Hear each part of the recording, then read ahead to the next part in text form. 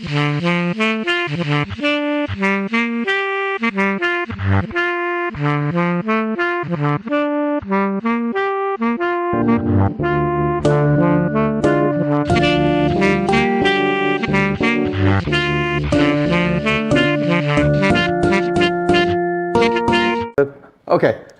so I got my guy Reuben here. Hi.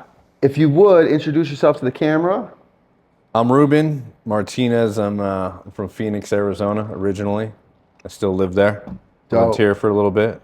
So this is the Creative Questions podcast, and the intention is we like to interview creative people that have, used their creativity to generate, entrepreneurial efforts out in the world, what that looks like. So let's first start with where you're from originally. Yeah, born and raised in the desert in Phoenix. Most of my family's from there, man. So, a long history out there. Spent most of my time there. Ran away when I was a teen, came to Denver for a little bit. How old? I must have been 16, I think. Yeah, 16. I took off, hopped in a couple friends were moving out here, moving back to here. And their mom was cool. In retrospect, as an adult, I kind of look at it like, what was she thinking? Just letting some random teen just go, oh, my mom said it's cool if I come live with you guys and I'll try to go to school out here and all that. So yeah, I've always kind of had a connection to this place. That didn't pan out for me. I didn't, turns out you can't register yourself in school when you're a teen without the proper documentation or get a job or anything else. Yeah. So yeah, moved back to Arizona and just kind of got back into things there. At what point in your life did you recognize that your approach to living was a little bit more creative than your average person? Like someone that would have the audacity to like hop in someone's car and move to Denver, or like when did that start showing itself? I mean, honestly, somewhere around that time, I think when I was wilding out, I think my parents had got divorced around that time. I had a child when I was real young, and there was some tumultuous things with that. So, I was clearly running from my own things in life, but overall, I think I already knew, and I had a good base from the way I was brought up of like, that idea of you can do whatever you want, but to me, doing whatever you want was like more abstract, but also tangible, if that makes sense. It was very like, if you want to work in entertainment, you can. If you want to, run off with the circus, you can, or whatever. Sure. And so yeah, I think I realized it then, and I just kind of always prior to running away, I was already heavily involved in music. I was playing in bands and where did that get its start? Does any of your relatives, parents, are they musicians? Yeah. My dad still to this day, when he's able to health-wise, he still plays with bands around town, a percussionist. Okay. So he'll go out. Oftentimes, a lot of freestyle hip hop stuff, avant-garde jazz, type of things. So but that was always there. You kind of grew up around music in a sense. Yeah. I grew up, music and arts. I definitely am of that generation that like watched and listened to things that were well beyond my age or grasp at the time. But for better or worse, my dad and mom didn't find a need to censor it beyond, not letting me see crazy violence or crazy pornographic things or whatever it may be. But other than that, it was pretty much a free-for-all of, watching in real time, Saturday Night Live in the 80s and watching MTV become a thing and all that. And, or just counterculture to its core, like John Waters films were always a part of the household, and it was one of those things, they weren't irresponsible with it. They were very much like my dad would, a little later on, 90s, he would go see Pulp Fiction and go, okay, you can watch it. There's going to be a scene in the, in the dungeon. It's going to get a little bit Weird. crazy, but you understand, right? And so it was always kind of presented to me that way. And so I was fortunate to just be around the arts, and just we were cleaning the house, we were putting on a Miles Davis record, and it wasn't Kind of Blue, it was, Bitches Brew. It was more abstract, more artistic things. So yeah, I kind of went from that. I started playing horn in school band in elementary school the year Miles Davis died. Wow. And so I came to my I guess it must have been third grade, and I came to the school band teacher, going, hey, I want to play horn because Miles Davis passed away, and I want to, I just, how can I capture that? And I still distinctly remember Mr. Meldrum was his name.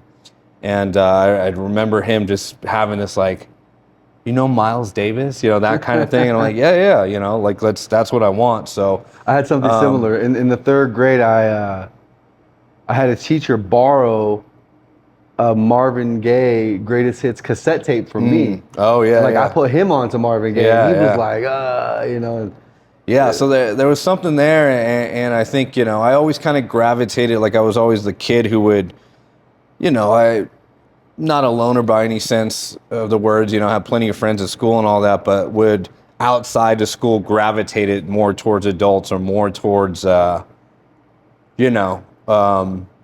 more adult things. And I think that kind of helped me form what I liked artistically. Mm-hmm. So early on, like I said, it was kind of easy for me to grasp. Yeah. Oh, I could just do this. It wasn't like some unattainable goal to be in entertainment. Your parents presented it as a realistic option. Yeah, and my uncle was a huge part. My I guess it was my dad's uncle. So second uncle, whatever. It just seemed like an uncle to me. But he was very much into film, and he would travel around in nursing homes, and he had his own gig.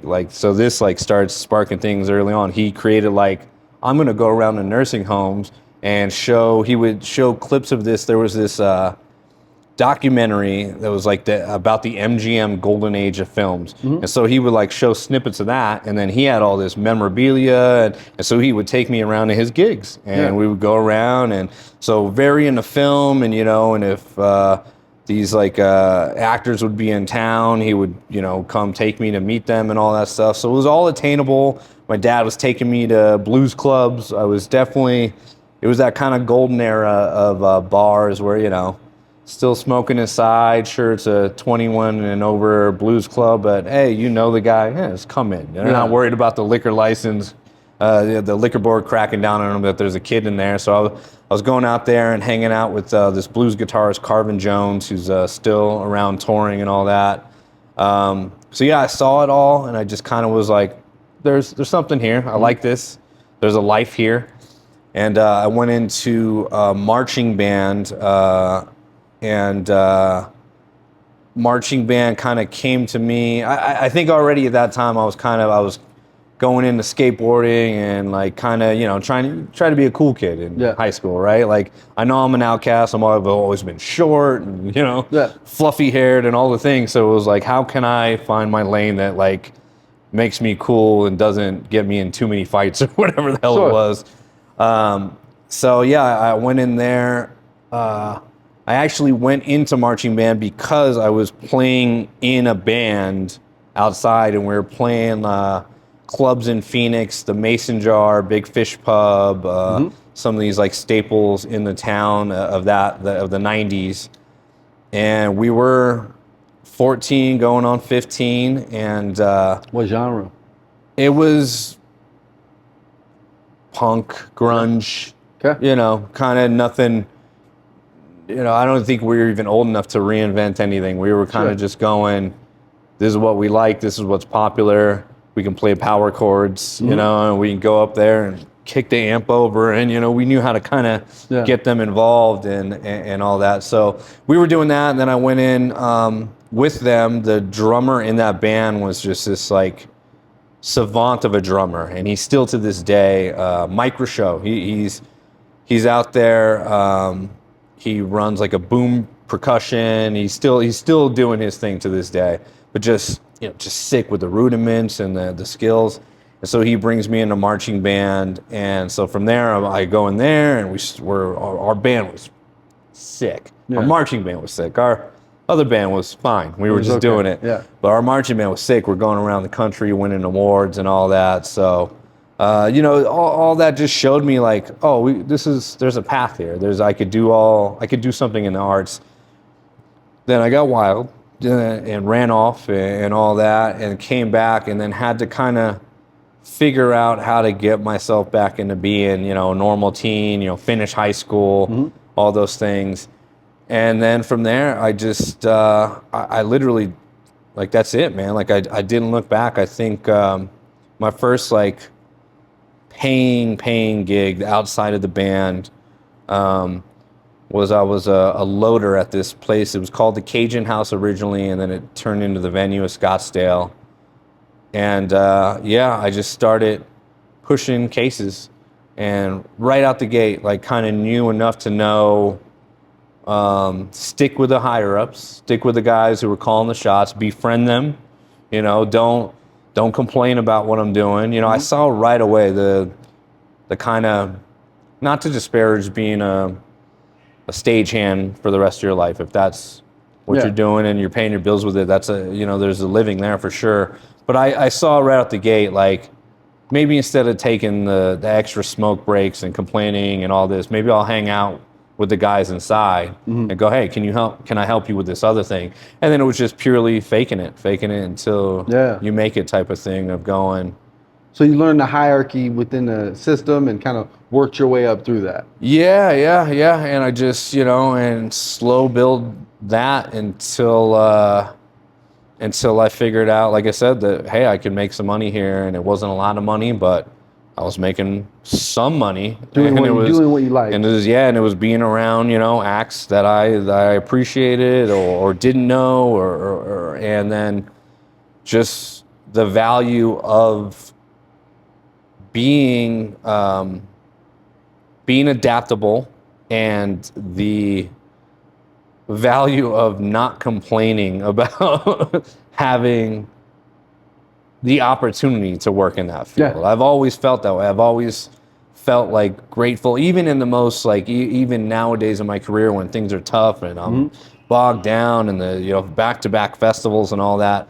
I still always feel this, like, gratitude of, like, man, I get to do it. Like, I get to do to some dope shit. It's cool no matter what. So I think I've always had that, and I'm fortunate that it is the upbringing. It's the like, from a young age, just going like, hey, it's cool if we make a little art. And my art wasn't, or my creative outlet wasn't necessarily art on a canvas, or it wasn't with the band. It wasn't like, oh, we're making music, but it wasn't that great. And I never, still to this day, I play guitar and stuff, but I feel like I don't excel there as much as effort as I put into it. I don't excel there, but I can excel with, like, the process of putting together the show and making sure that show runs smooth or whatever. The back end is always kind of where I went, oh, I'm a little bit better here than I am in front. It feels more natural. Yeah, it always came more natural to me.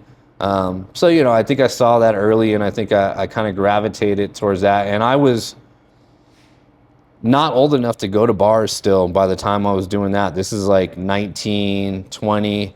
And so what I did, how I kind of get to the world where I start meeting people that we share connections with, Drunken Immortals or Blow Up Co-op, which are these just staples in the local hip-hop community when I was growing up. And this is when underground hip-hop, the early 2000s, so underground hip-hop's got that, like... It's like a second wind, in a sense. Yeah, like, yeah, was the 90s thing. Yeah. And then in the 2000s, it blew up, but it was a lot of mainstream stuff. And then we saw, like, a second wave of hip-hop in the late 90s, early 2000s. Absolutely. And that's where I'm, like, I'm already in there. I'm pushing boxes. I'm I'm just kind of making my presence known at the shows a little bit more. And I had some mentors in the local music scene, to where I knew who Drunken Immortals were before I met them. And so I didn't come into it I went, those guys are cool. Yeah. I like that. That's the kind of hip hop I like. They seem like the kind of people I like. So how do I get closer to them? Yeah. You know? And but I wasn't old enough. I just purely wasn't old enough. They didn't know that. So what I would do is I would take the wristbands from working at the venue at Scottsdale, or maybe I'd get called to go do a loading gig at Celebrity Theater or wherever, and I would just hoard up the colored wristbands. Especially in those days, there was a lot less branding. It was just kind of purple wristband, blue wristband, and all that. There wasn't, not everything had to be a sponsorship. So I would save up the colored wristbands and I would have them in my wallet at all times. And so I would roll up to a venue. And see what it was? Yeah, I would roll up to the venue. Like, this is very, the company Universal Music was throwing these hip hop shows. And maybe it's their first or second show at the Bash on Ash. Sage Francis, Aesop Rock, Atmosphere. Those are the first like 3 shows. And so I would roll up to the smoking patio and be like, oh, hey, Brad B, like someone from the Drunken Immortals, kind of make a connection, put my face there, do a handshake. And when I do the handshake, I'd go, blue. Okay, cool. Yeah, I'll be right back. And then I would go around the corner and I would take out the blue wristband and I would take a piece of gum and I would put it on and then just slide in, so that I was just in there. And I was just there, and I didn't pay for the shows because I couldn't afford to probably and all that. So I found myself in there real quick and just kind of ponied up and saw the dudes mingling. Saw the people doing it and went right for them, right? And not even, I don't even think it was like a tactical decision. I think it was just purely, it was like you gravitated. It was magnetic. these are the people I get along. They like what I like. And then so I had a little bit of value because they were all starting out doing their first shows ever. And I go, oh, hey, I know how to do this thing. Oh, hey, I have a friend that works at ASU who has a camera. Let's film the Sage Francis show. And so I think I knew early on to like.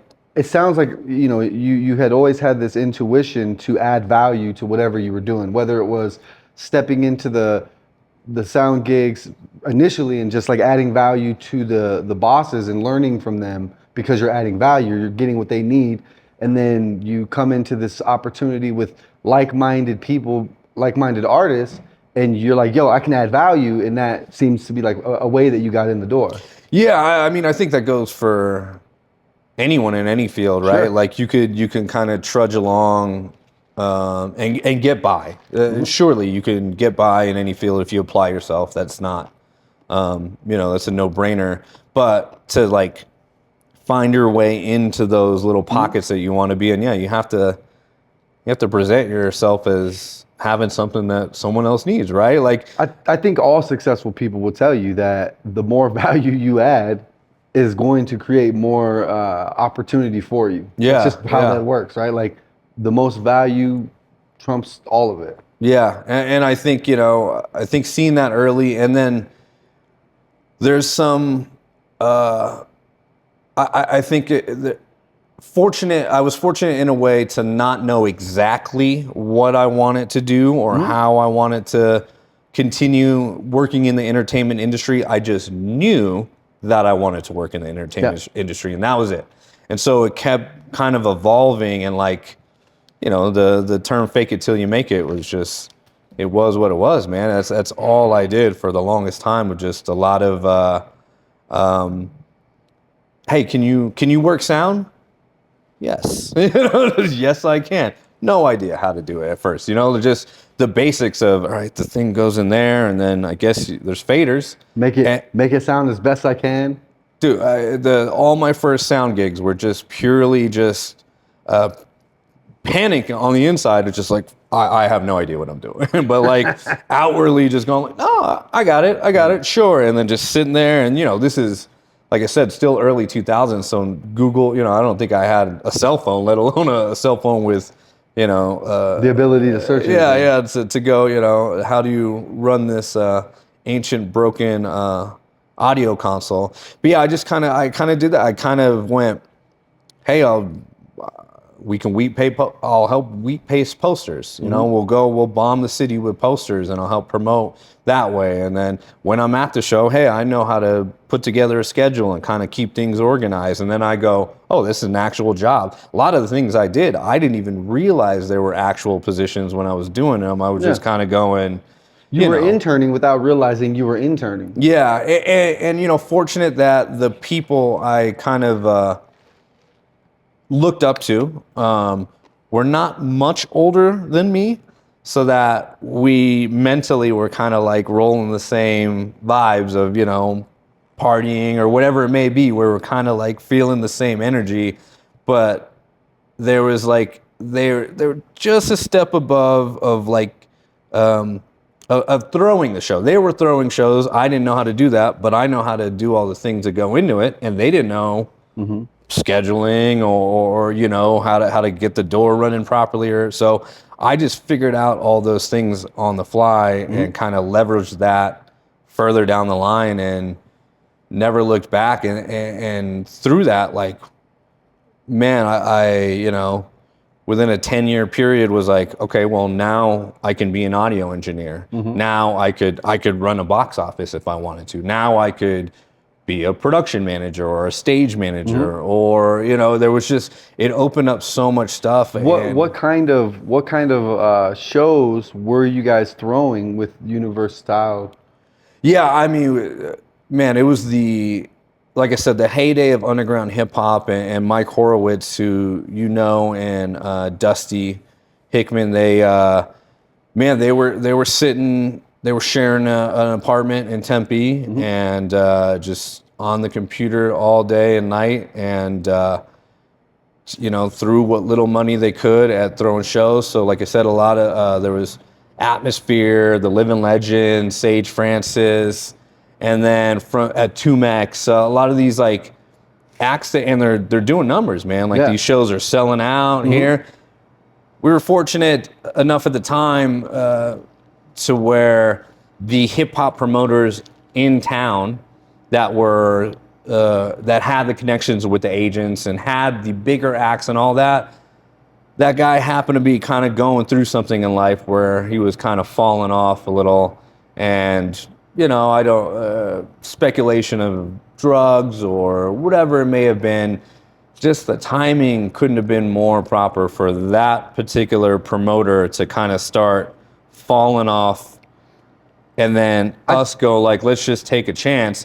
And Horowitz and them had the vision and the ideas, and I was the one who was like, I can help with this, I can help with that, like, I'll be here. I like what you guys are doing, can I be a part? And within, you know, a year's time, we were all three of us roommates and living in a house where we didn't have a living room. We had an office, and that was it. And we woke up and went in and checked out, you know, early days of blogs. Who are these artists coming up? Yeah. Like, man, we got into that, and we're like, try to figure out those systems, because that's all we had to do. We were not making money off it per se. We're just trying to break even on a show. So we're just trying to eat and live. Pay rent, eat, and then the rest was just all we had time to do was figure out how to do it. So like I had a hack with MySpace where I forget the name of the program, but I found a program where you could take the profile numbers from anyone. So say Immortal Technique,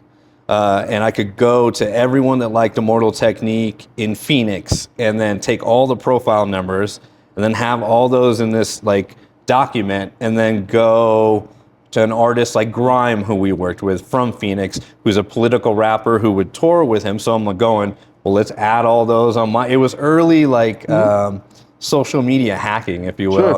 And I did that for us as Universe Style Music, and then I started doing it for Stateside Presents, which is another company based out of there. I should say too, Phoenix is a unique market because as much as Live Nation existed there always, or at that time, you know, still Clear Channel and a couple other things, the amount of independent venues and the ability for independent promoters to exist was unique, I think, to that market, and still is to this day, very much so.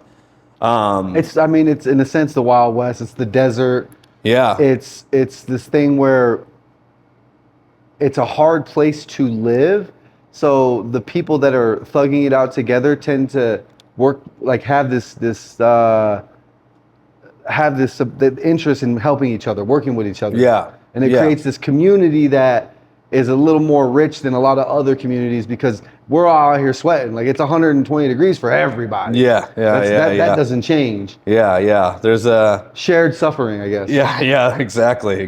Yeah, you're all feeling it. So yeah, I got through that era doing predominantly hip hop shows, and then kind of helping out, like I said, with Stateside, who did the majority of the indie rock shows. So like, when I say, was the first to do everything from Atmosphere in the early days to the first one to have Wiz Khalifa. Shoot, we were the first ones to have Kendrick Lamar. Yeah. And then the show was canceled a couple times because they went, well, now he's on Dre, now he's with Dre, so we got to bump up, but they were very good in that market of being the first to grab them before the Live Nations or whatever. So we built these relationships. Yeah, we built relationships with artists that still to this day, I mean, there's always that classic thing of Macklemore was literally sleeping on the homies' floor, opening up for our other homies from Seattle. I think it was a Chicharron show or something. Yeah. And then cut to not even a year later, we're booking a headline show with them thinking, okay, we'll pop off a couple hundred tickets. And then he has like three, he had the Wings, the other one about the announcer, and then Thrift Shop, and just like that. And I'm telling you, the week before our show, it's like Thrift Shop's happening, and it's just that thing where you're riding around town and hearing that, and you're like, what is was this? that show like? That's the homie. It was great, man. I mean, because he's vibing, and we've known him since he's sleeping on our floors, you know. So like, not long prior to that. So he's riding with us. He's still, still to this day, I know will communicate with me or Horowitz or something if he sees a car he wants to purchase in Phoenix or something, So like, those relationships were just so important, and they helped push all of us through the industry. I think where like we could have got lost. We could all got lost in the sauce, and there was times where we thought this is like early 2000s, and then we come to that like '08 recession. And I remember coming back from a show in Tucson, and the three of us in literally having a discussion in the car of like, hey, well, we've done so much so far, but it seems like the economy is just crashing down around us, and we can't sell tickets to Ghostface Killer anymore. So like, what if we start a restaurant? You start having those conversations, and then you find the next thing, and we obviously got past it, and we're all still there. I think during that time is where I really came into the picture. Like I had played some shows in and around Phoenix, touring with guys like Mr. Dibbs and from Atmosphere, different people, and then we were all homies or whatever, but like the music stopped for that '08 economic downturn. And I was in Phoenix, so I just ended up getting an apartment with Brad B from the Drunken Immortals. And it was really dope because though I was friends with everybody, the friendship was always passing. I was like either in Phoenix or some of you guys would be traveling wherever, and I would, what up? But at that moment, music stops, musical chairs. Oh, we're in Phoenix. So then I really got to know the Phoenix music culture, and I got to really have good like lifelong friendships develop. What was it like for you? Like, I don't think we've ever talked about this. We should say too, by the way, we have a close personal relationship. So on the way here, we were already like, oh, we should probably be talking about all this stuff on the pod. It'll come up later. But what was it like? Like, I wonder oftentimes, because I've talked to people, from here, Greg from Rubedo and all that, about your scene here. While we were doing our thing in Phoenix, but like, what was it like coming from this scene and then seeing the Phoenix scene? Was it like comparable? Was it bigger, smaller? Was it like, there's some shared things about it. Phoenix has always had a great sort of rave techno component to it, like Denver. and so they also kind of both had a shared hip hop love, right? Yeah. Like Dumper does the Blunt Club, and he's been doing it forever. Yeah. Out here, the homie Low Key has this thing called the Goodness Party Yeah, or Solutions yeah. Party, which they kind of mirror each other in like vibes and energy and all that. A lot of the same artists play both. A lot you know of the what I same mean? artists, Tricky T from DJs, Phoenix comes out and plays low key, you But know. what Yeah. happened was Denver's electronic scene just seemed to outpace the hip hop scene to a certain degree, and then from that, the corporate companies like Live Nation, like AEG, they kind of started buying up venues, and that took over, and the sort of mainstream hip hop thrived more in this market. There was always a place for the, Atmosphere still plays Red Rocks, but there's only a couple of those guys that made it out, right? Yeah. We're like, there are still, like if AWOL 1 plays a show in Phoenix, it's still gonna crack. Yeah, yeah. If AWOL plays a show here, it's gonna be hard to find a venue in a sense. Yeah. Yeah. I'm sorry, but I'm just gonna go ahead and say AWOL is a homie, and I think even if for some reason he saw this, I don't think he would disagree with what I'm about to say. But I saw him a few years back, and it was Stroll had him, I think, on the other side at Cervantes. And then there was a Devin the Dude show on the inside in the main room. Yeah. And then so he merged the AWOL show with the Devin the Dude show. Yeah. And those two crowds just couldn't be different. And the amount of people that were gonna be at an AWOL show versus who's at a Devin the Dude show. And I just watched AWOL go up there and do his thing, which once again, if you're there for his show, you're going, he's doing his thing. He's playing the songs. They're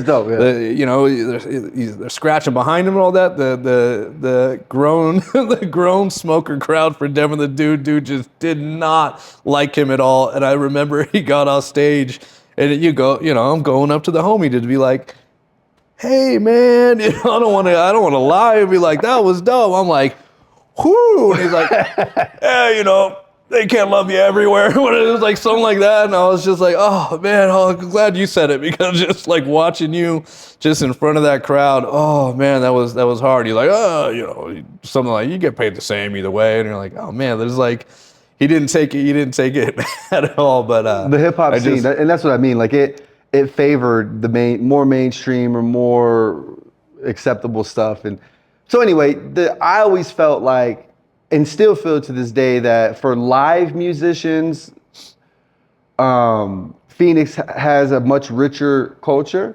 Denver, if you want to see the best DJs, and a lot of them, they come here. Like a lot of DJs move here with the aspiration to ascend, and they do so. Like I can think of 50 DJs that are touring worldwide, that are killing it on, 500 to 5,000 person venues that all started in Denver. They ascended from this place. And so that's the difference.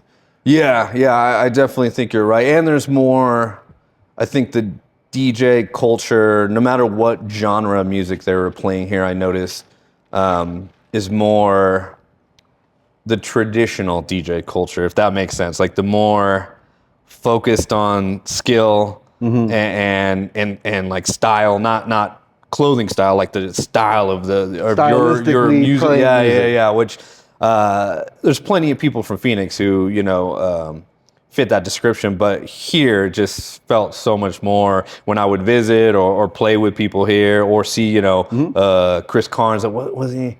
He was on one of those like MTV competition shows or something at one point, I think, right? Didn't he win something? Like he won something there, but like just seeing, he's won some stuff over the years. Yeah, but just there's definitely like that DJ culture here. But like, he's a great example, right? A great turntablist, a great party rocker, always has been. But at a point, it made sense for him to sort of pivot towards like the jam band DJ thing that Pretty Lights does. And Pretty Lights, those guys used to be hip hop guys. Yeah, like they were their own manifestation of what like the Drunken Immortals were or whatever. Absolutely, yeah. And they recognized that this scene is this, and making good music, you can make different kinds. Like you could be interested in other things, and Yeah.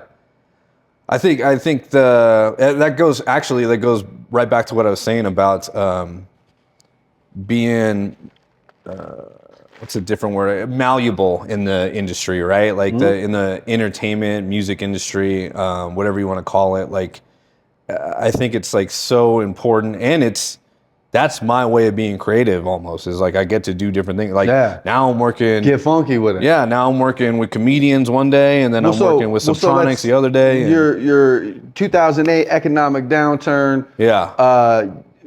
Can't sell Ghostface Killer tickets because the economy's just fucked at the time. And then you got to start doing some other things. Where does that take you in 2010, 2011? Like, what does that look like? I think that's where I really started what I had already kind of like unknowingly planted the seeds within myself for. That's when I really was like, let me get good also at audio engineering. Let me get good also at DJing. Let me get good also at all these marketing. Let me really figure out, the thing with the MySpace. I was like, oh, well, I can finesse this system. And if I want to do that more, then I can. Or if someone's got a gig for me, then I can. And if they don't, well, then let me pivot to, there's an audio gig here.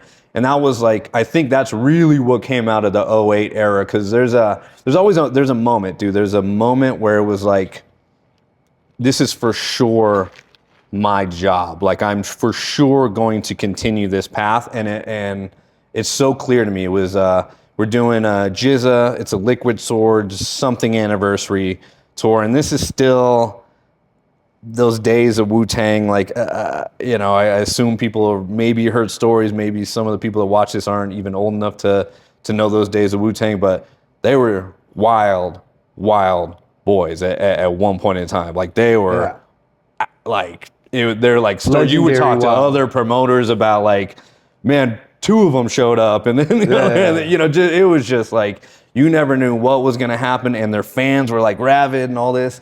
And so it's one of the typical ones where we have a show and he's late and he's later and he's later and he's just not there. He's not communicating. There's no tour manager. There's nothing we can just, it's getting to that point. The crowd's restless. All the opening acts have played. We've had to have, and it's just restless crowd. And then he just strolls in, I'm talking 2 hours late. Like just people leaving, refunds. Like we're, dealing with the club. Like, all right, we don't want to keep serving. We're going to shut it down. And he just kind of strolls in casually. He's Jizza, right? Like, of course, dude, you're so important to hip hop.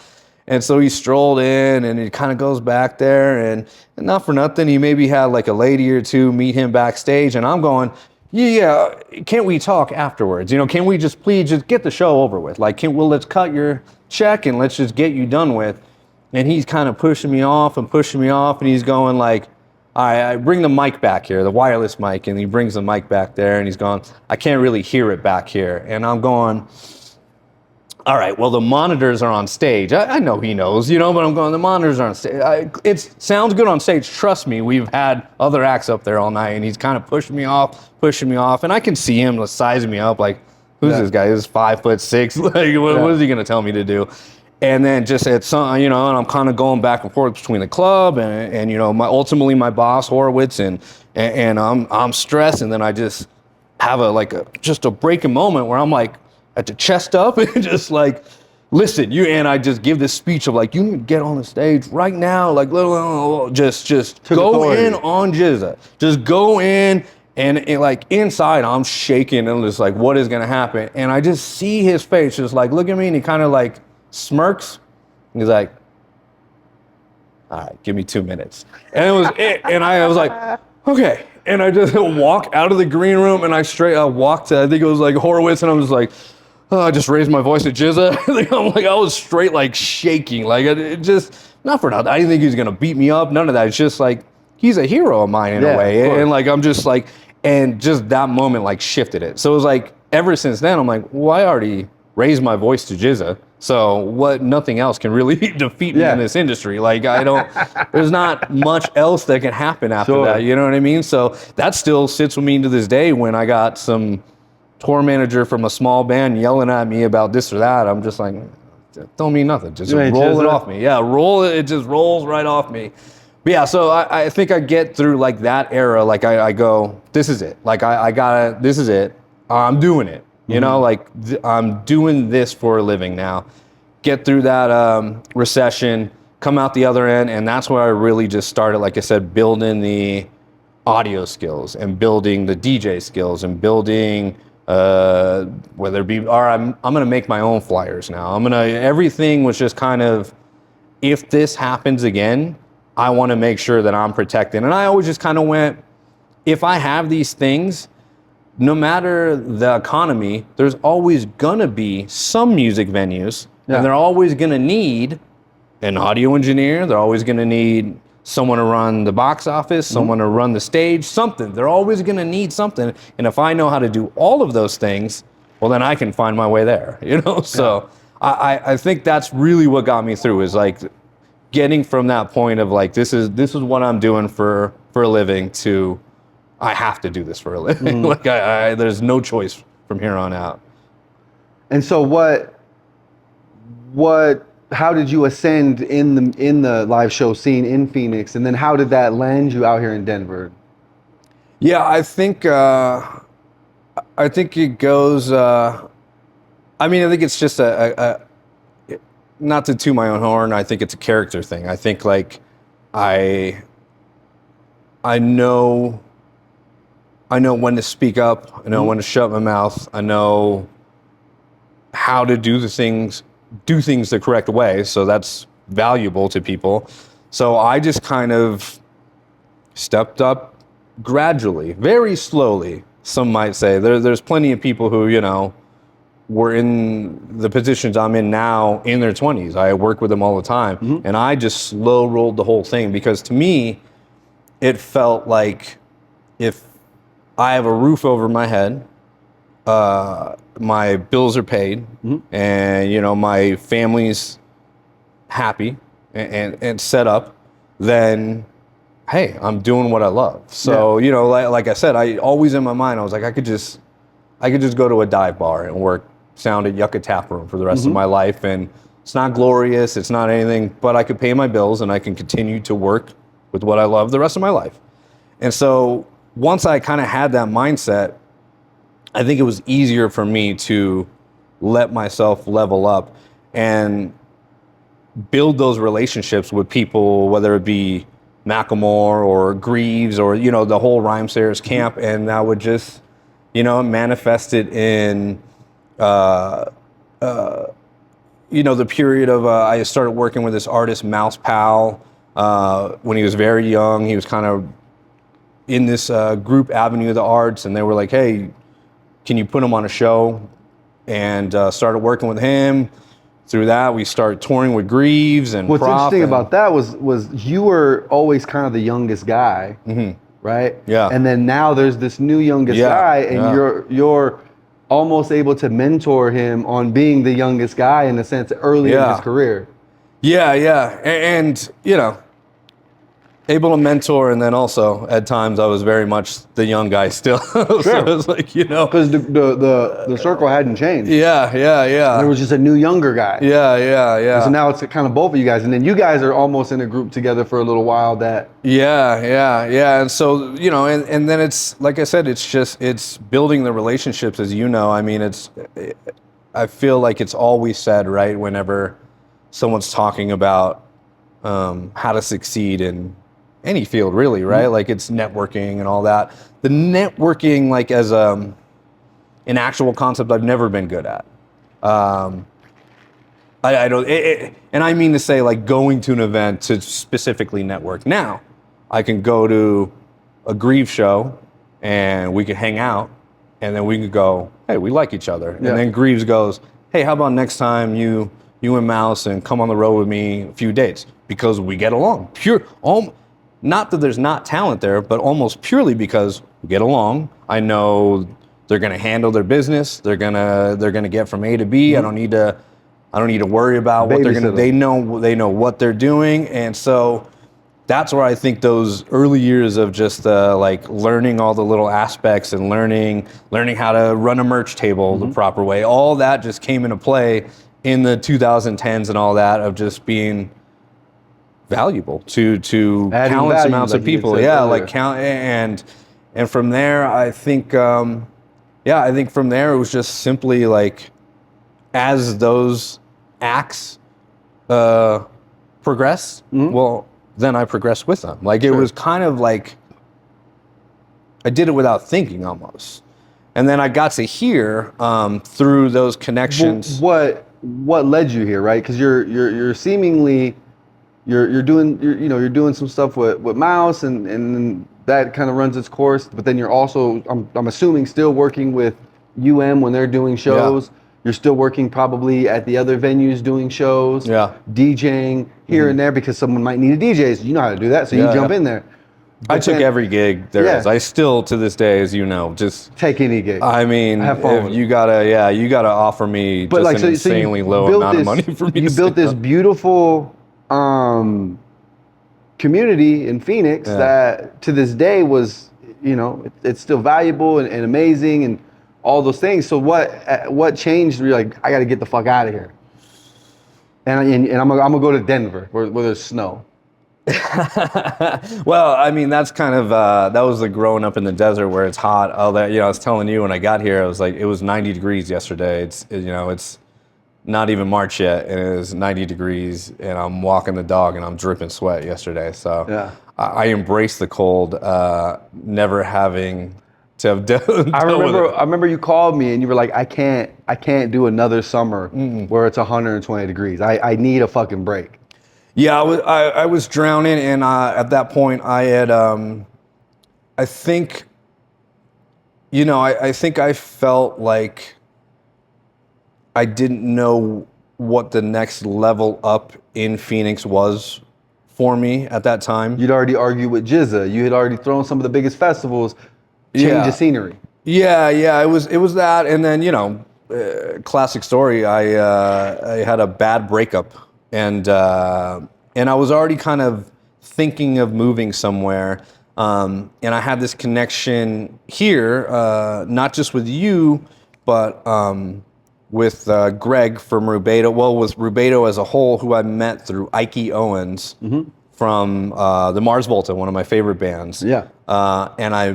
And it's all tied back to like those first shows because I met Ike because he was on a Sage Francis tour, and one of his side project bands was opening up for Sage. Free Moral Agents was the name of that band, and so I meet Ike, and it's just another one of those things. We just got along. Just hit we it up, hung yeah. out, had a couple drinks, talked some shit, and then him and I became friends. And then he was producing Rubedo's album. Never heard him. And he hit me up in between like a Jack White tour or something and said, hey, I got these guys from Denver. They rule. I'm taking them out to Long Beach to record their album. We're coming through Phoenix. Can you set me up a show? And I'm telling you, this is like Monday, and they're coming through Thursday type of thing, But hey, he's the homie, and all. And it's we can fill Jack the bar White's up. We know guy, how it's to do Mars that. Volta's guy. Yeah. So like. So yeah, he hit me up. He brings them through. Oh, they almost missed the show, by the way. They allegedly do some hallucinogens or whatever it may be in the town they were at before. Come in. I think the people who had my number lost the phone. Ike surely lost his phone. So loses the phone. So it's another one where, funny enough, the show's about to get canceled because I'm sitting there. I'm like, well, I know Ike wouldn't intentionally do this, but yeah, I know he wouldn't intentionally do this. So I'm hoping they're all right, type of thing. And we're literally like about to wrap up doors and like, all right, well, okay, everybody, sorry, but like, and then they just come screeching in the back door of Hollywood Alley, like, and just this like energy of like, hey, can we still play? Yeah. Just can we? And I'm like, yeah, man, get up there. And they get up, and I'm telling you, the first time I saw Rubedo play with Ike, like there was like, literally our homegirl, Jessica Arvizo was crying at the end of their set. It just like Kyle's just smashing his Moog to the ground, and Ali, it's just ripping the place apart. And at this point, most of the crowd had left, so they're playing to hardly anyone. And I'm going, that's the guy from Mars Volta, and these are his friends. And then they came back to the crib, to Jonas's house with a studio and all that afterwards. And the pool. And we played Oregon, and we stayed up all night. And then from then, man, I've been friends with him ever since. So when it was on the table of I'm going, I need to kind of get out of here. I need a reset. I need, I didn't know if it was forever or what, but I knew I felt I needed to get out of Phoenix at that time. And so it was that or the Bay Area, which back to the Drunken Immortals, the homie from Drunken Immortals, Jonas, was out there, and I was working at venues with him doing audio out there. So I had a steady gig there. I was kind of coming through here. You were giving me a bunch of DJ gigs, you know, maybe Mouse and I play some show with Rubedo somewhere, and you would give me an extra DJ gig. I'm like, that's extra loot, you know?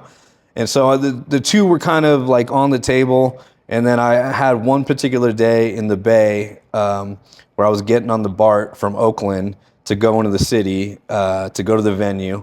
And getting on the train, this person coming up behind me. As I'm coming in, I don't even notice it coming in. They stuck like a open hand into like my spleen or whatever, the back of me. It's like, hurry up, get on the train. And I'm going like, am I getting stuck? You know, I go like instant, like, I turn around, it's a woman. I'm like, what? And it's just her hand. And I'm going, the fuck? And it just like, and then I get off the train and the venue's in the Mission. So I walk literally just past like just people shooting up and all that. And I went, maybe it's Denver. And I hit up Greg and my homie Greg and his now wife Bree happened to be getting a house and they needed a roommate and they hit me up at the same time and I went, I think I hit you up like, hey, if I come out there, can I come work audio or DJ something? and yeah, so within like just like that, within like a week or two, it just flipped, and then I decided to come out here.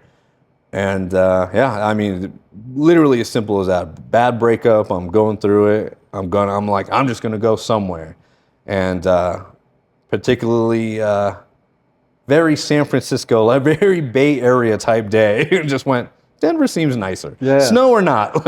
Well, and so you get here, and you know you have some connections, but you are, you know, you're a lot more anonymous than you were in Phoenix. Yeah. And so what was that like? What was it like starting over in a sense? You know, weird at first, I think. I mean, you know, there was like, you were giving me opportunities left and right, and, you know, so grateful for that. But then you would also see when it'd be like, hey, you know, make a little extra money, you want to shovel some snow or something. I'd do it once and be like, hey, I don't want to do this anymore. And you'd be like, all right. Cool. and so it was like figuring that out. And I think what really, honestly, helped me was what I keep touching on, like the knowing how to do several different things pretty damn well. So I knew how to do the audio.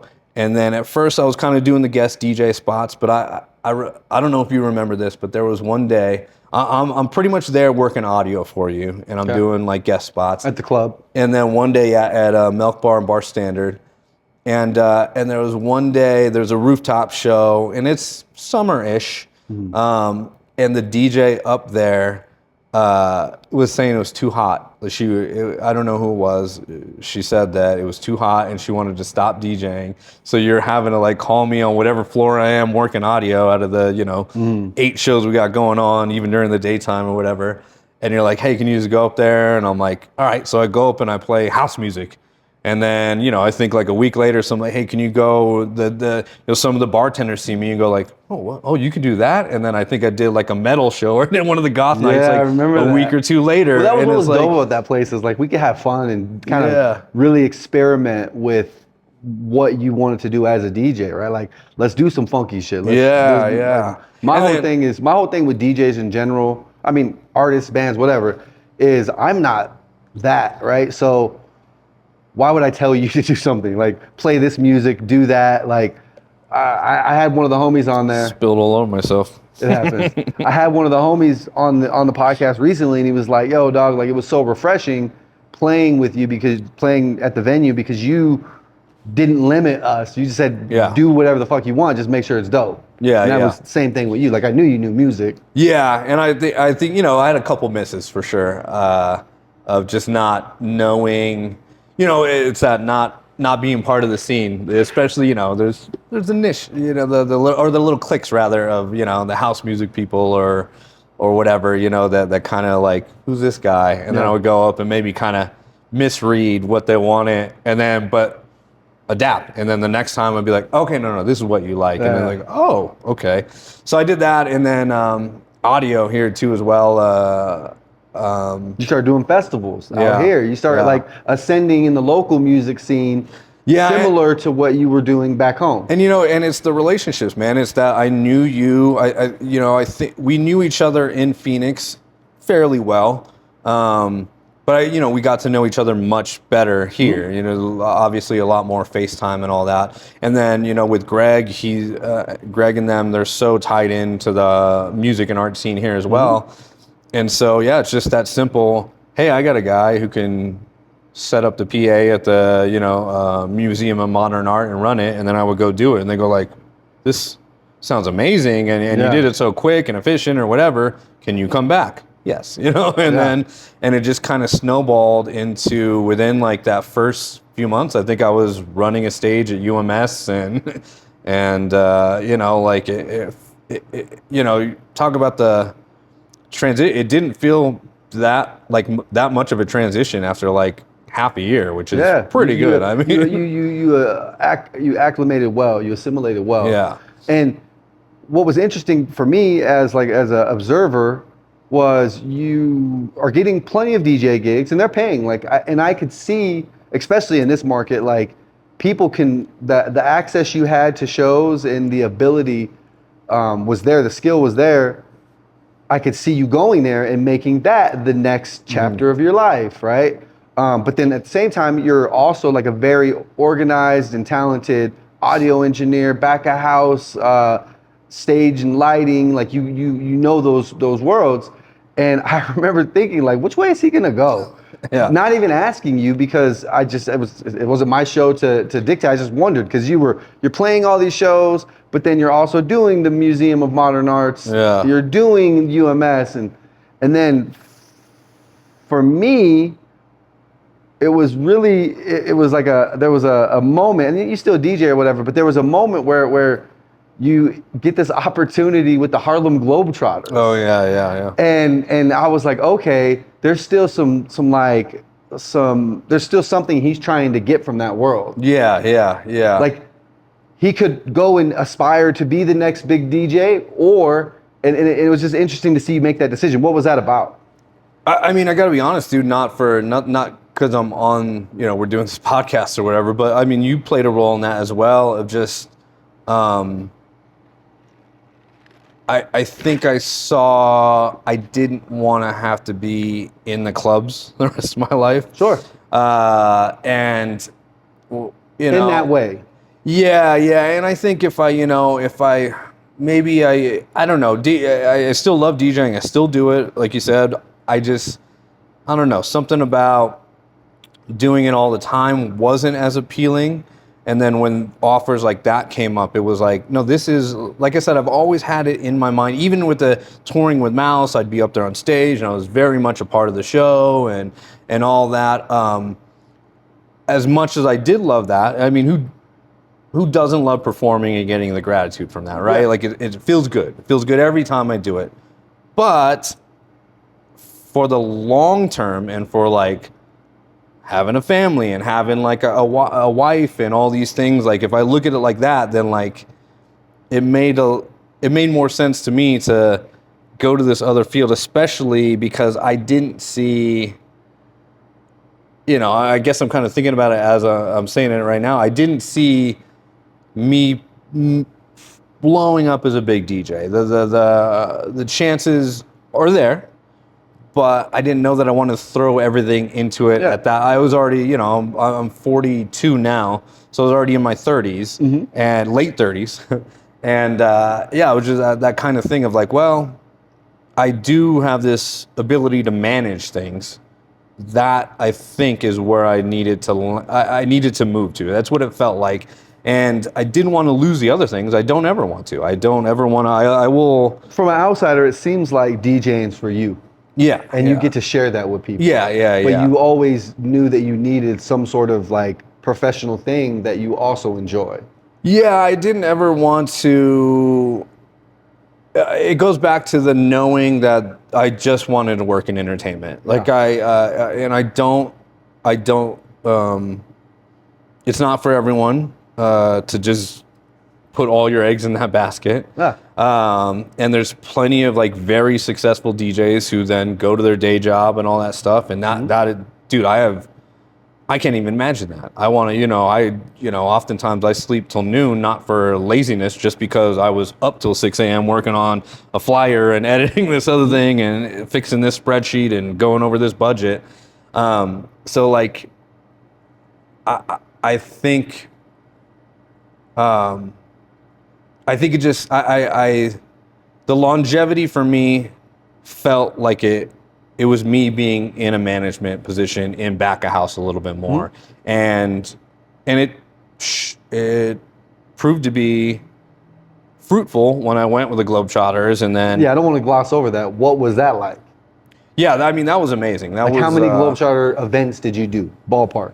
So they tour relentlessly, and it was, talk about being in the right place, the right time. I was living here, but the whole time. So I should say I moved here, and then I started dating who now is my fiance right before I moved to Denver, with just the caveat of, hey, we're just having fun. Yeah. I'm moving to Denver, and then we fell in love, and it was just kind of doing the long distance thing, and she gave me a lot of grace with that and all that. And right before I got the Globetrotters thing, I had got an apartment with her there, and I was staying here, and that was the plan. I was gonna be with her there a lot, and then here, maybe half and half, wherever the money was, right? Splitting, yeah. And then I went to run a Universal music show at a small venue, Pub Rock. I don't even remember the show. And the truck driver for the Harlem Globetrotters happened to be there. And he had remembered in the past that I had showed interest in the job. And he's like, hey, we just fired a tour manager there. Can you submit a resume real quick? Would and you then be into it? yeah. And I'm going, yeah. And he's going, okay, tour starts, or like practice or whatever starts next week. It was like that. And I'm going, oh, okay, and so I had to quickly just rearrange everything. And I legit signed a lease on an apartment in Phoenix.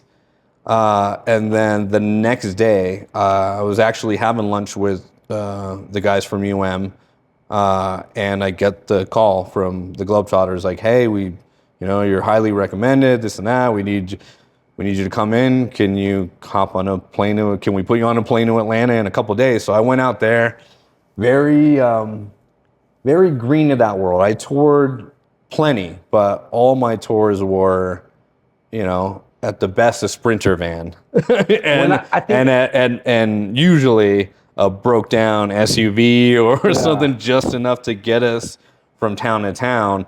So I came into a world where it was wearing a suit every day, and I feel like the Harlem Globetrotters is a unique enough operation that everybody's going to be green to that. yeah, in a way, It's its own thing. Yeah, and I knew how to settle shows already. I knew, once again, just the learning everything. I know how to settle a show from the early days of and settling shows for stateside and all. So I knew how to settle shows. I know how to manage people up to a certain point. You've already argued with Jizza. Yeah, exactly. I know how to, stand my ground and stand for what's right too in the moment, and give guidance too. That was the other thing, is like being able to give guidance to people who, are younger or older than me. So I stepped into that, and, talk about, I grew up watching them. I had to show them once I was in there. I have like still all this like memorabilia from the 80s from going to the games with my dad and all that. I stepped in there, and the guy who trained me there, Ninja, he's dope, man. He's a great dancer. He trains like a lot of the dancers that are like in the Super Bowl halftime show and all that. Real cool guy, man. And it goes right back to the type of person you are, I think, and the character you have, and your ability to kind of adapt, is that, one or 2 days maybe in training camp of like the real, okay, this is what we do, and this is what we have to, this is how you settle the show, this is how HR, and here, let's do this training and that training. And then, interesting enough, we're all in the same hotel. Like all the training camps happen in a place, and we all stay at the hotel, and we do panels all day and this and that. And he just kind of one night goes like, "All right, man, like, you got this." Like he just gives me a, "You got this." So I want to know, what are you really about? And we have like literally this conversation, like how did you get to here? And he goes, "All right, cool. Now I'm gonna tell you the real stuff." And then he just starts telling me about like how to get credit card points and how to like make sure when we're touring around, which just like told me, oh, he trusts me. He already knows. He's known me. We haven't even giving been me the keys. Yeah, we haven't even been here a week, and he went, "All right, you got this." Yeah. And so that like opened, because outside I'm outside the hotel on the phone with my lady, like, I don't know what I'm doing here. Like, I don't know. I know. And she's going, "No, you know how to do it." I'm like, I know how to do it, but like, maybe I don't, I'm having all those doubts.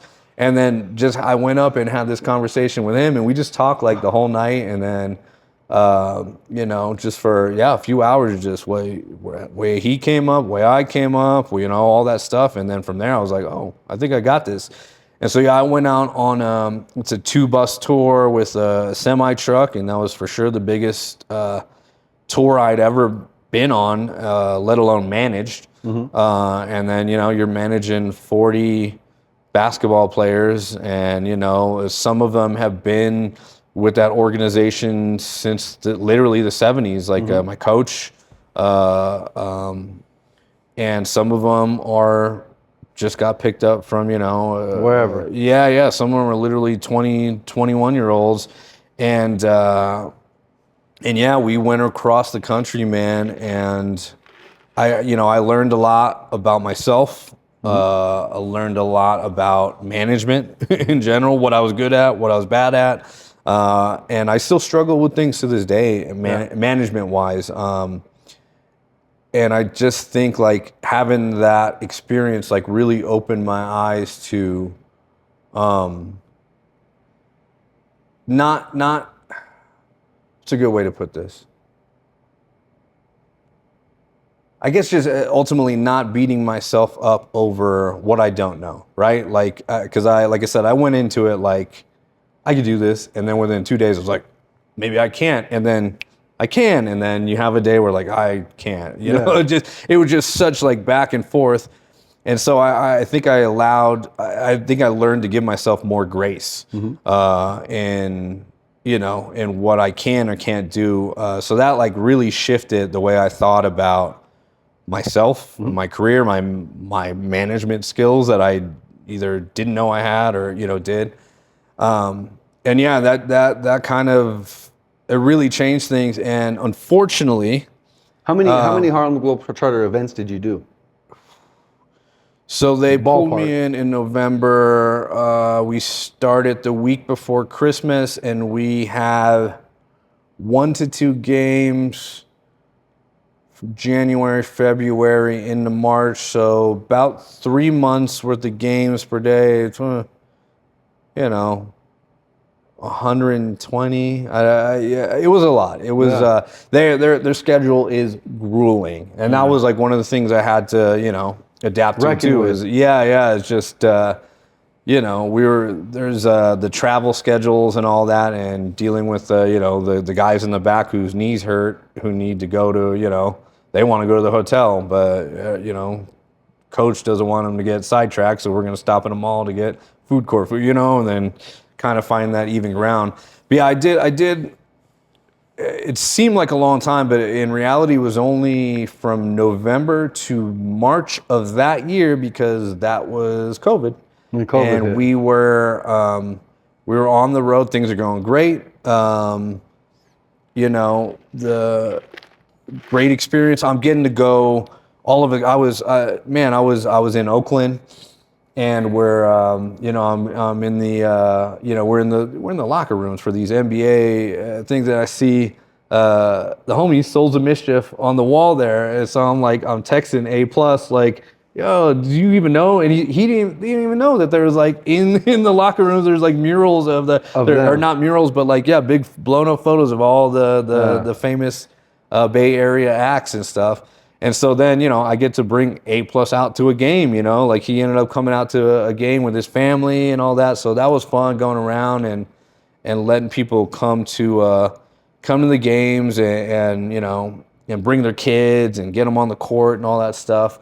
And then yeah, we're trudging along, built relationships. I still, you know, they still come to the clubs when they come to town, right? Yeah. Like Cheese and all those dudes, like still friends to this day. You know, we still chat it up, but COVID. Like we literally, we were in Dodge City, Kansas, and we had 2 days off. And we were staying at a hotel that had a casino there.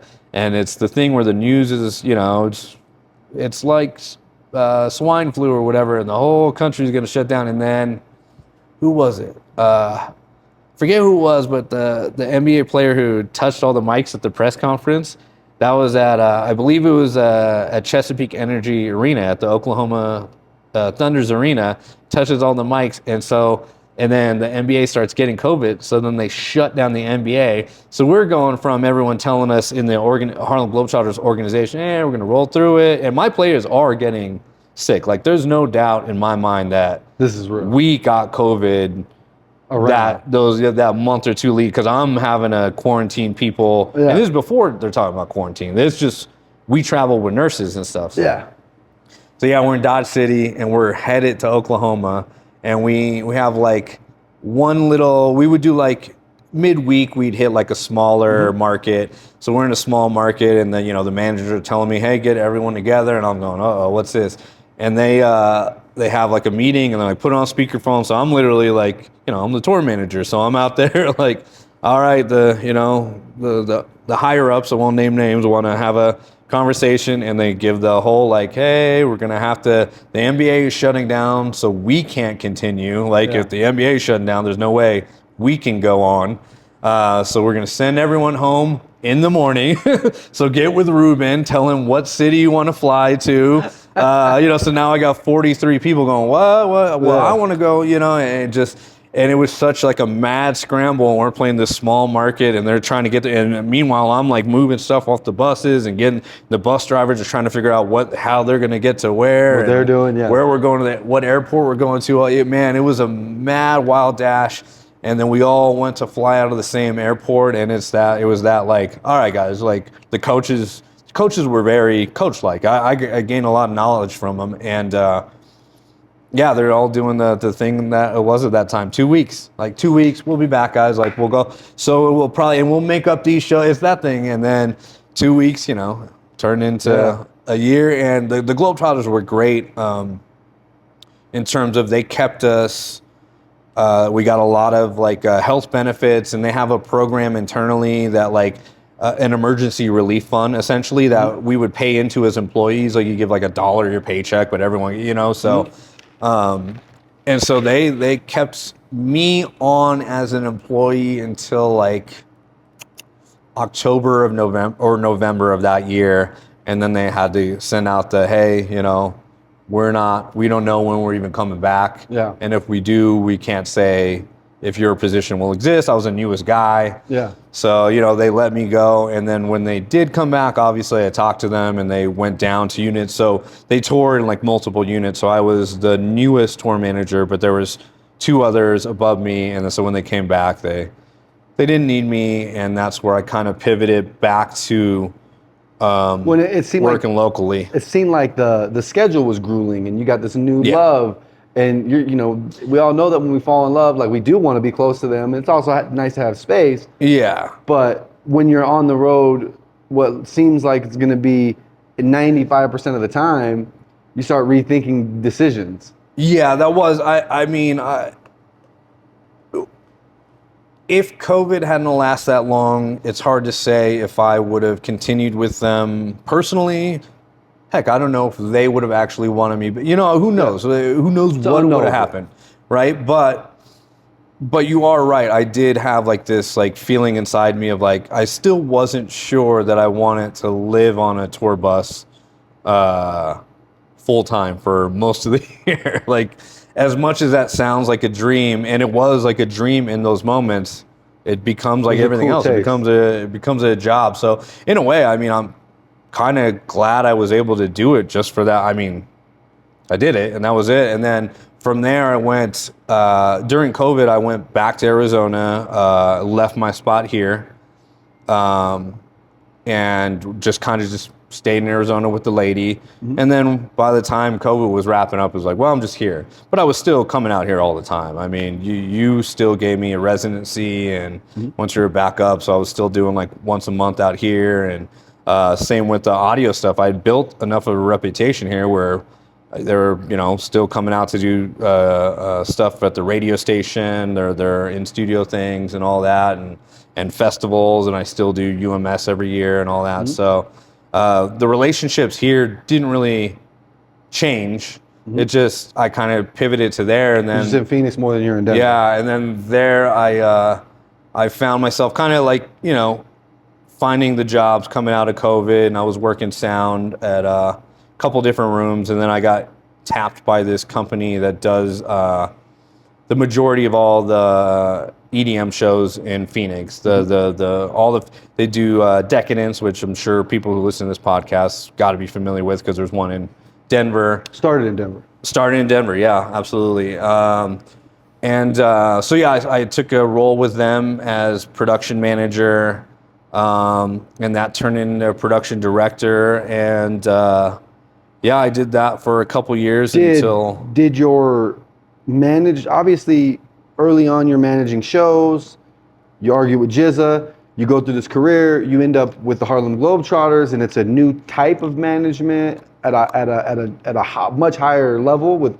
managing kind of, I don't want to say more, but like definitely more moving parts. Yeah, settling a show at Staples Center was not something, I don't know. I have these reasonable expectations, I would think. That's why I kind of keep going back to like, I know that I could be happy Mm-hmm. and have a fruitful life and career at this one level. So not that I don't want more, it's just that something in me doesn't necessarily go like, I need to go settle a show at the Staples Center. Yeah. But then when I find myself there, I go, oh, I can do this. Yeah. Yeah, And did that experience inform your managing when you jumped in with that company that was doing the huge EDM festivals? yeah, absolutely. Like were you a better back of house manager before Globetrotters versus after, or vice versa? Like were you better? No, after? definitely after. Yeah, definitely after. It like it put more of a professional spin on it than it could be. Once again, being with independent promoters in Phoenix most of my life, like it's a little bit looser and a little bit, and but yeah, it definitely changed the way I look at managing people, and I also kind of found my style, which has its benefits and it has its detractors. Sometimes I know that I was actually just talking about this yesterday with someone. I know that sometimes I allowed too much grace with my management style where other people may not do that. And I see it as the way things were given to me. I want to allow that for the young people that I work with, the younger people I work with. I want to allow them to make mistakes, and I don't like looking at. I don't want someone to make a mistake and then feel like, well, fuck, I never want to. It's when you punish a dog, right, for going, potty in the house or whatever, and then they go, oh, well, he gets crazy at me, so I'm just gonna hide the bad, I'm gonna hide that I potty, and then next thing you know, you can't figure out, why does it smell like the dog went in the house, but I can't figure out where it is. Yeah. No, it's because you went too overboard and got too aggressive. So I did learn a lot. And I think, like I said, the coaches with the Globetrotters were a great help with that. I would have, when you're touring that much, when you're every day in and out with these people that you have to be with, the audio guy starts fighting with the video guy, and the announcer guy thinks that the other announcer guy isn't doing this thing, and the players on this side think that guy should, everyone starts, and I'm the one who has to go, hey, let's go out to a dinner. Let me put it on the company car and let's talk about this. Yeah. But I would take it to the coaches and be like, hey, what do you want to happen in the end here? And they were great at just going like, let them do their thing, and then explain to them at the end of it, if you can't resolve this, it's fine. You can go home. Not in a bad way, just you don't have to be here. Yeah. And so I think I took that into the EDM world very much of like this like grace of going, these mistakes or these problems, sure, they may affect us, but let's not let it tear everything down or affect our mood so much that we still can't get the job done. And so I think I learned a lot of that from that specific tour, of just managing emotions and managing expectations. Because once you can do that, I think it kind of narrows down what's important, right? Like you can look at it and you can tell someone, hey man, you're really messing this up. You need to stop, or you need to go. And I don't need to yell that. I don't need to. And another mentor that I actually worked with there, like he would have that same approach, like maybe this isn't for you. Like letting someone decide that it's not for them is easier almost than going. I don't want to say easier. That's not it's the right way to position the question, because there's often we find ourselves in situations that aren't necessarily for us. Yeah, and I feel that way. It's a familiar. So I left that full-time role because of that. Like for you, and I went, hey, I'll still work contracts for y'all, but in this capacity, I don't want to spend all my time doing this. Before we wrap this up, I got 3 questions for you. What one is the biggest show you've ever done? What's the best show you've ever done? And what do you have to come? Well, what's cooking? What are you in the kitchen with? Yeah. Biggest show I've done is the Suicide Boys last tour. Biggest single show. Yeah. Non-festival. Biggest non-festival show. Biggest non-festival show is the Suicide Boys last Phoenix? tour in Phoenix. Yeah. How many people? 20,000. Dope. 20,000, yeah. And that was like an insane feat because it was I believe a full arena tour bought by one of the big boys, and we were one of the only independent looks on the whole tour, if not the only. And so it was getting what was built for an arena tour into a space at Phoenix Raceway, and then not only get it into that space, but that show had to flip into a multi-day EDM festival the next day. And so that was just chaos. It was chaos. It's actually what did kind of lead to me going, hey guys, I might need to take a different role here. And not that it broke me or anything. I mean, it went off and we made it happen. It was just kind of at the end of it, I felt like I needed to be in a different position within that world, which I find myself in now, where I'm independent. I'm a independent contractor. Truly independent from an independent market, right? Obviously the offers have to come to me, but I get to decide what I want to do versus what I don't want to do. It makes sense, being that Phoenix is such an independent, spirited place. Yeah. For you to be an independent gun.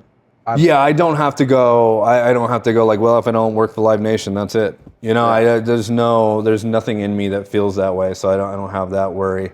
Best show I've ever done, man. That's a hard one. Or the moment where you were like, this is it, where you look around, you breathe it in, Yeah, I do know what that is. It was Paid Dues Festival, Merce's Festival. That was such a dope festival. That was a dope festival, and it was a Universal Music stateside present show in Phoenix. Didn't sell well. Not the biggest show. Didn't sell out the amphitheater. But it was still special. It was special, and I think at that time it was certainly the first festival we'd ever done. We did it on our own, and it was with all these acts that we had come up with: Living Legend, Sage Francis, the Def Jux people, all those. So that for sure, when you say that specifically, that was the like us looking around, like me looking around, them like just like and I know they've went on to do some major shit. Some dope giant festivals and one-off shows. Like Yeah, so that for sure is the one that sticks out. And I have the Horowitz was nice enough to let me keep. I have like the vinyl poster that's signed by everyone, and it just That's hangs dope. right there, like before I go into my bedroom, right where my desk and Yeah. everything is, because it's such a reminder of like how when we did that festival. That's when we were three dudes sharing a house, Yeah. and with just literally like a bed in our room, and each of us had a bed in the room, and that was it, and computers in the living room. That was it.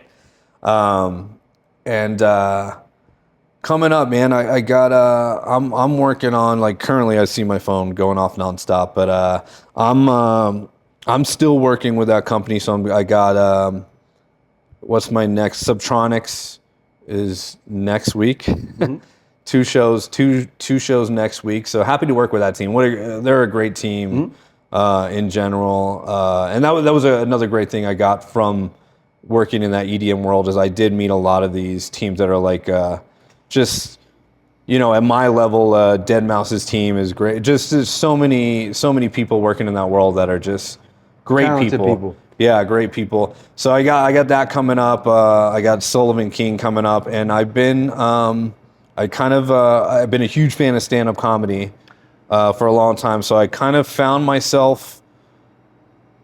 I was helping out doing audio at these comedy venues and kind of training people, and they lost several people, and I was kind of shifting positions, and I found myself just being an engineer there. And Back to having a fun job. yeah, exactly. I'm having a blast. So What's so funny about that is, like, I've seen you pop up at enough comedy shows all over the U.S. I'm just waiting for you to pop out with a set. people bring that up all the time. I don't know. That's the one that I'm not gonna. I don't. Yeah. I've never known you to be an aspirational comedian. No. But it's just funny. Yeah.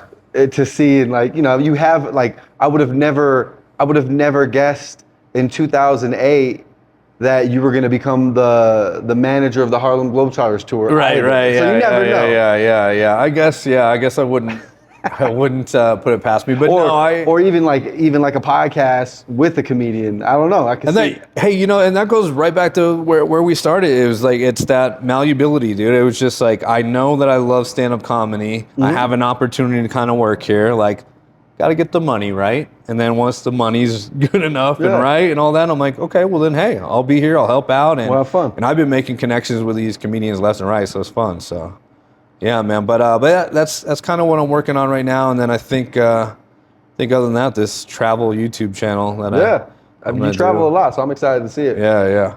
So this is my guy Reuben. It's the quiet question. I always go to my book. This is my guy Reuben, the Creative Questions podcast. But if you did want to buy my book, The Quiet Lessons, also available. Anyway, shout out, bro. Hell yeah, I love you, buddy.